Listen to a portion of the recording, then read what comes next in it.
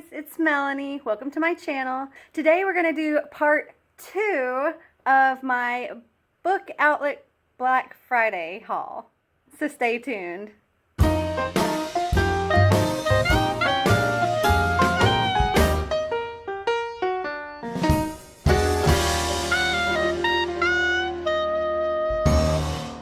Okay, so y'all saw in the first part that I got Fifth Wave by Rick Yancey, and I didn't think I had gotten the second book, but apparently it is in the same box that Fifth Wave came in, so let's pull that one out.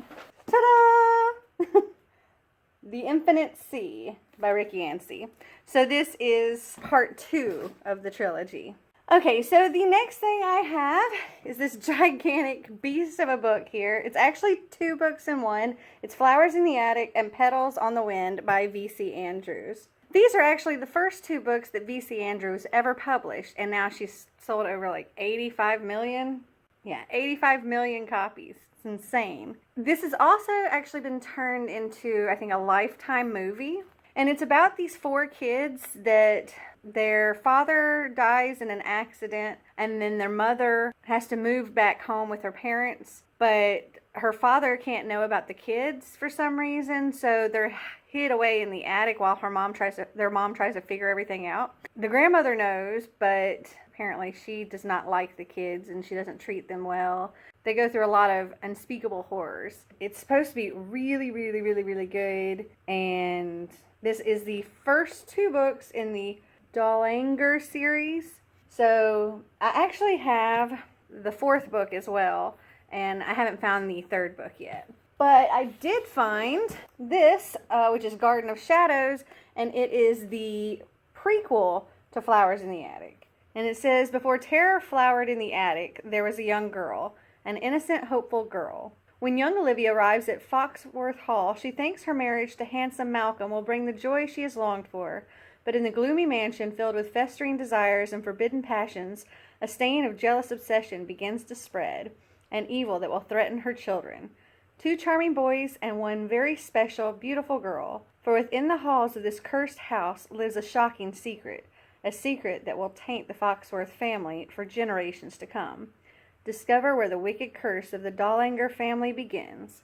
Okay, so the next book is The Devil You Know by Elizabeth de Marafi, and it is about this girl, Evie Jones, and she is a rookie reporter whose best friend was murdered when she was just 11 years old. It was never solved, and now as a reporter herself, she's digging into it and trying to discover what happened. But in the present day, there is a serial rapist and a growing number of missing and murdered young girls. So as she starts uncovering clues, she realizes that the murderer is still at large, and she believes he's beginning to stalk her. So it sounds very interesting. It's got the, what do you call them, dappled edges, something like that. Like so.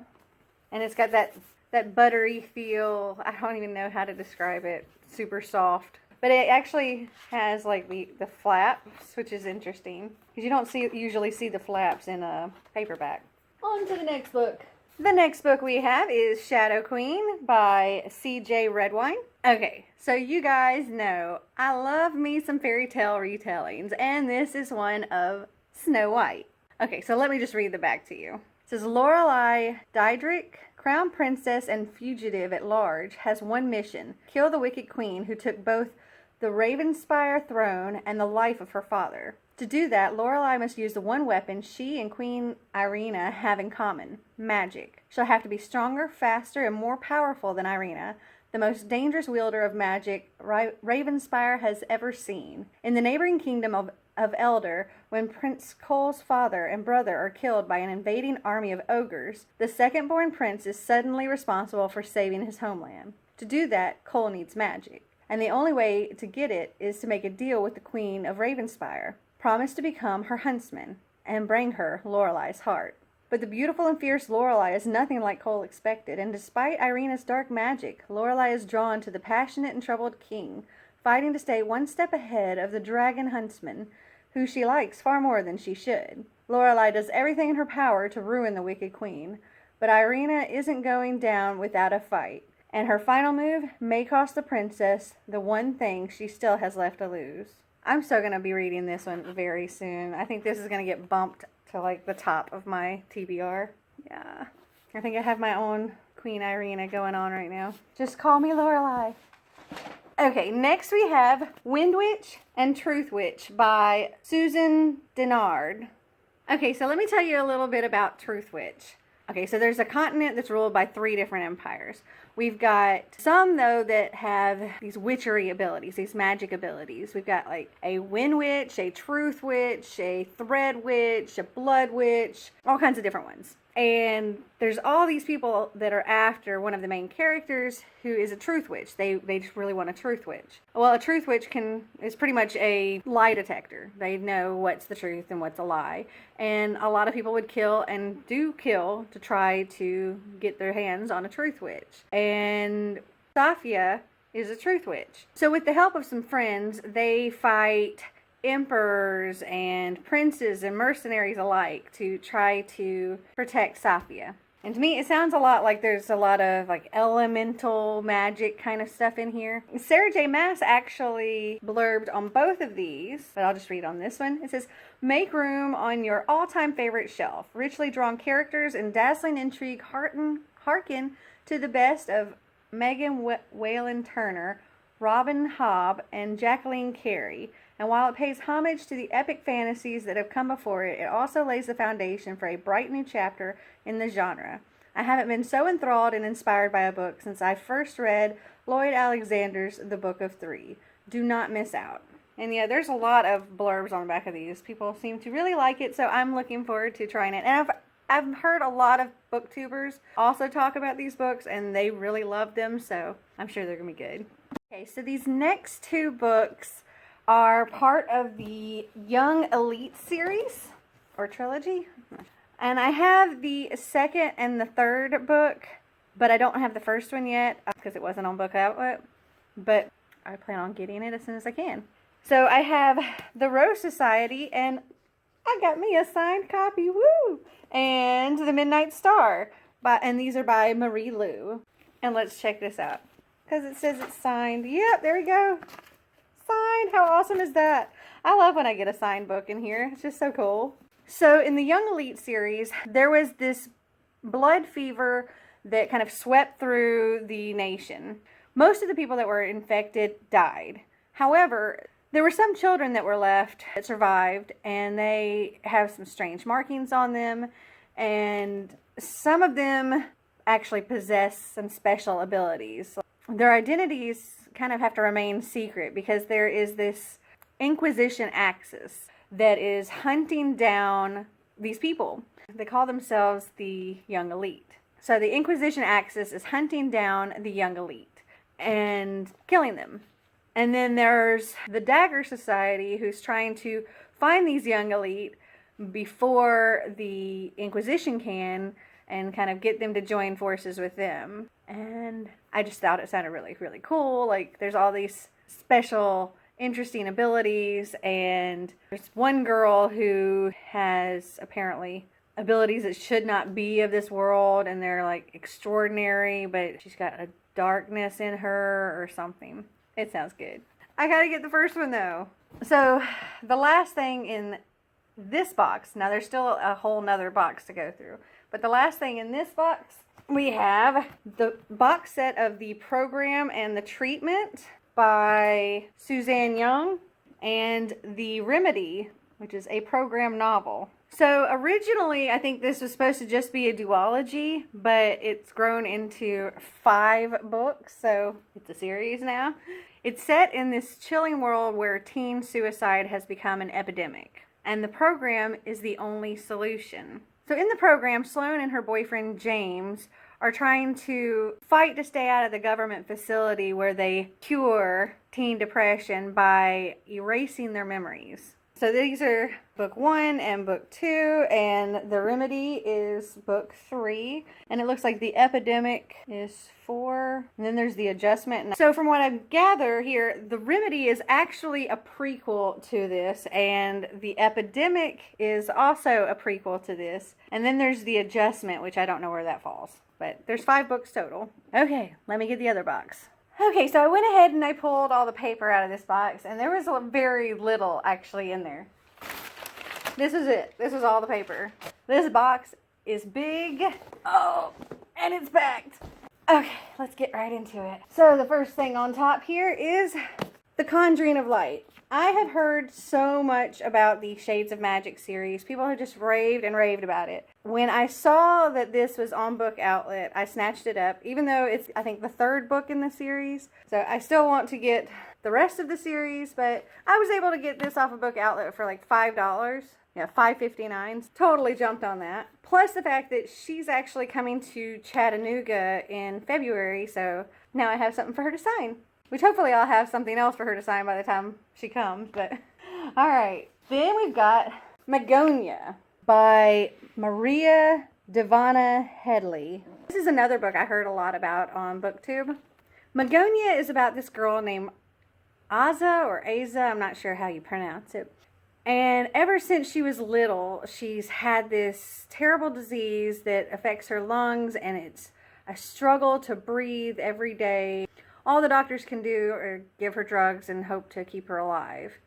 So one day she glimpses a ship in the sky, and she tries to tell people about it, and nobody listens except for her friend Jason. And she hears this ship, and it's calling her name.